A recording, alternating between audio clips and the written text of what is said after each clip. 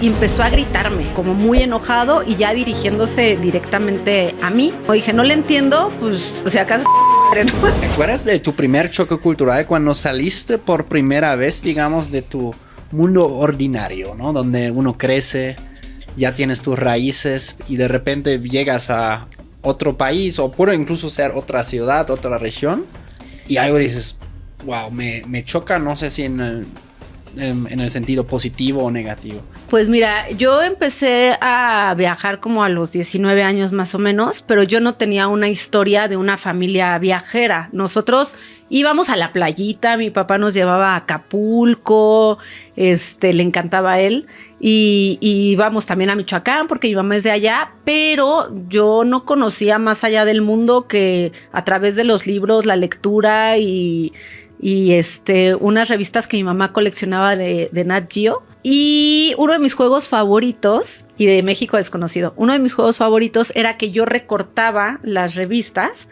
las imágenes de los reportajes que hacían y yo las pegaba en hojas blancas y escribía reportajes de esos lugares que yo veía, pero ni sabía tanto del lugar. O sea, apenas lo que llegaba a leer en la revista y yo me inventaba mi reportaje de este lugar con un mar espectacular y ese era como mi juego, era para mí un juego. Ahí es cuando descubro que amo el periodismo. Entonces yo creo que ahora ya ha cambiado completamente esto porque la gente ya se puede dar cuenta más o menos cómo es el mundo a través de las redes sociales y en esa época pues yo no... O sea, no habían redes sociales, obviamente no había tanta apertura en internet en general, no había tanto crecimiento ni tanta información, entonces lo que yo veía era a través de la lectura, te repito, y ya cuando crecí y cuando empecé a viajar y cuando inicié en el periodismo de viajes, me sorprendía muchísimo el mundo en todos los sentidos y tuve un montón de choques culturales porque... Las generaciones actuales pueden decir, bueno, pues yo ya me daba una idea de cómo era Alemania, o cómo era Londres, o cómo era Medio Oriente, o cómo era Europa, por las redes sociales o por la información que encuentro en internet, pero en mi época, pues no. Entonces, sí, cuando yo llegué por primera vez, por ejemplo, a Europa, me sorprendían muchas cosas, me sorprendía mucho el trato entre las personas. ¿A qué parte llegaste primero a Europa? A Londres. Ah, ya. A Londres. Ah, no, hombre, sí, también son especiales. Sí, y yo soy como muy charachera y platico y muy sonriente y de pronto llegué y me acuerdo que pues era una chavita de casi 20 años y me empezó a sorprender la manera en la que trataban a las personas. Yo pensé que en todo mundo se trataba igual y que toda la gente era como México, de ¿qué onda? Bienvenido. Ajá. Y pásate y te sonreían, ¿no?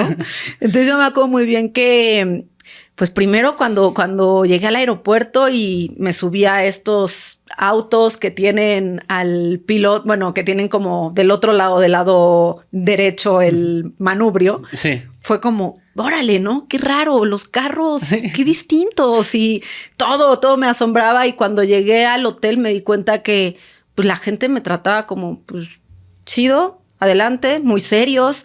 Yo decía, ¿por qué la gente es tan seria? ¿Por qué en el restaurante al que llego no me sonríen? Sí. ¿Por qué no me dicen, oye, pásate, siéntate, ¿qué quieres? No me explican un poco del menú, no me dicen bienvenida. Entonces, eso creo que como chavita me saltó, ¿no? Como que fue, qué locura que aquí sean así. Y mi primer pensamiento fue en ese momento, pues obviamente desde mi ignorancia y también mi inmadurez, no, pues son bien mamones. O sea, son payasos, sí. Son...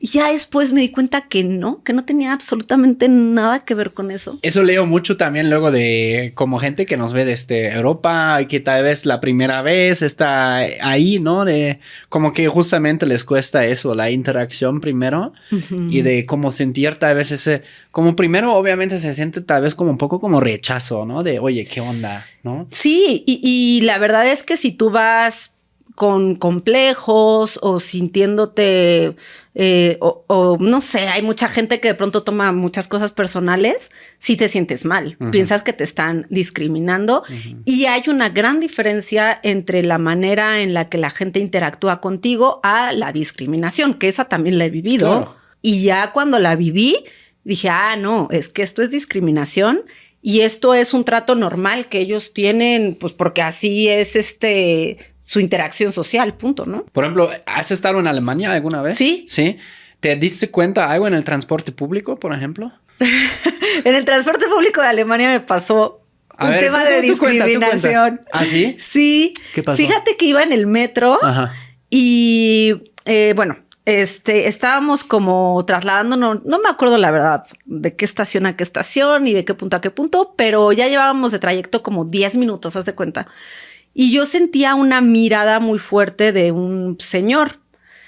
Se me quedaba viendo mucho y yo pensé como, pues bueno, le llama la atención tal vez como soy y no lo vi mal, o sea, ni tampoco me molestó.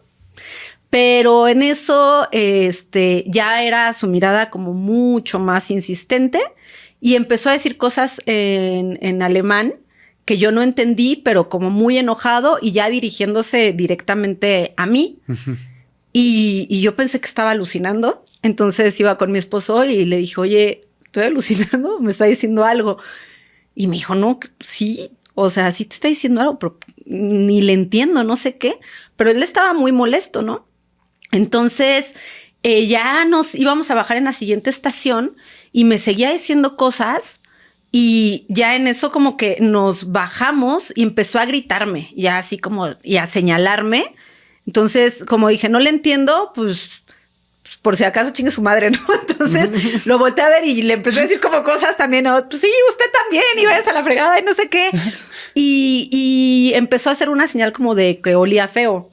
O sea, como que yo olía feo y le hacía así, sí. O sea, ademanes de que tú hueles feo y me gritaba cosas. Y él traía como unas calcetas muy altas y yo le empecé a decir como también cosas, ¿no? Y sus calcetas, no sé qué. Sí. Pero ya después dije, a ver, reaccioné de forma humana, me traté de defender. Claro. Pero también puedo comprender que hay un sector de la población en Alemania y en muchos otros países que tienen toda una historia detrás y que seguramente ahí también el pensamiento de él era, bueno, pues tú no tendrías que estar aquí y tendría tal vez sus motivos y no sé, ni tengo idea qué me estaba gritando. Ya después me calmé, pero en ese momento sí me defendí. Es chocante.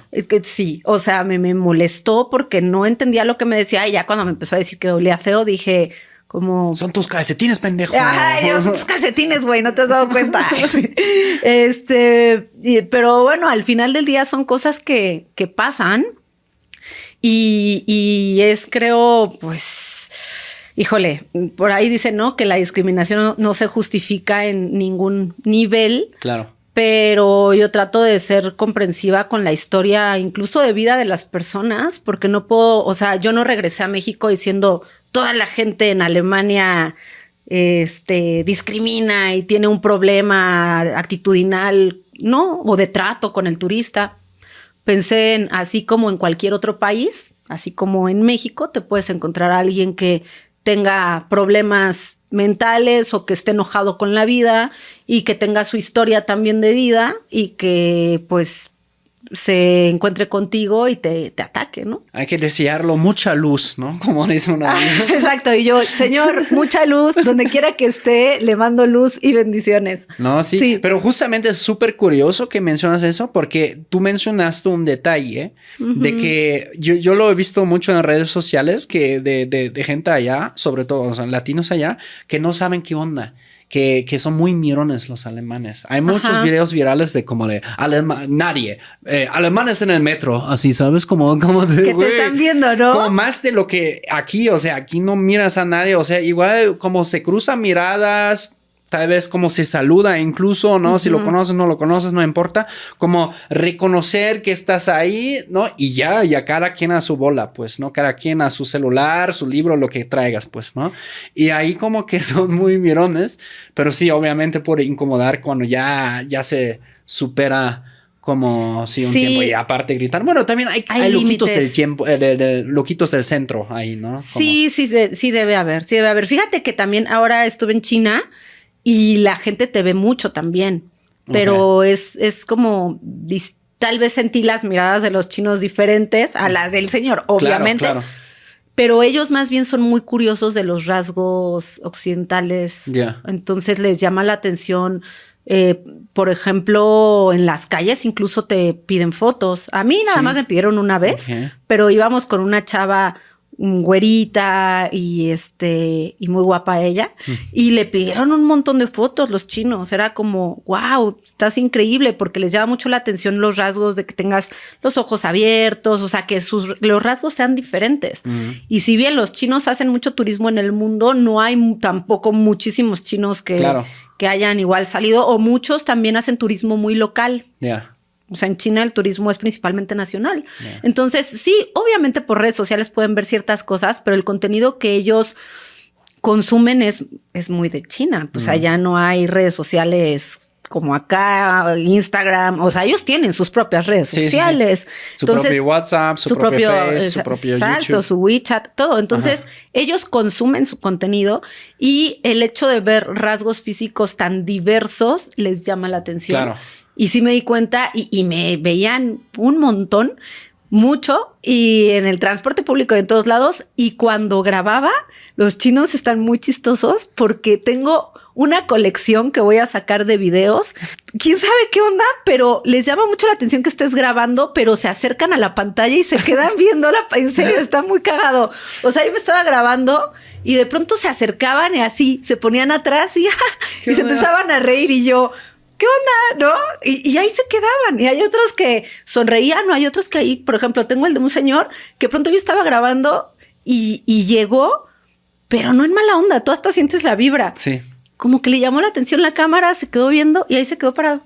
Y yo, no, bueno, pues está chistoso, ¿no?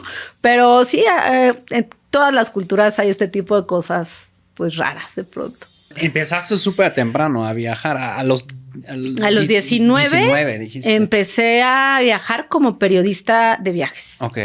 Órale. Estudié periodismo y pues fue muy fortuita la manera en la que me empecé a dedicar a los viajes. La verdad es que no sabía que el camino me iba a llevar por ahí. Si bien mi juego preferido era de las revistas, pues no tenía ni idea.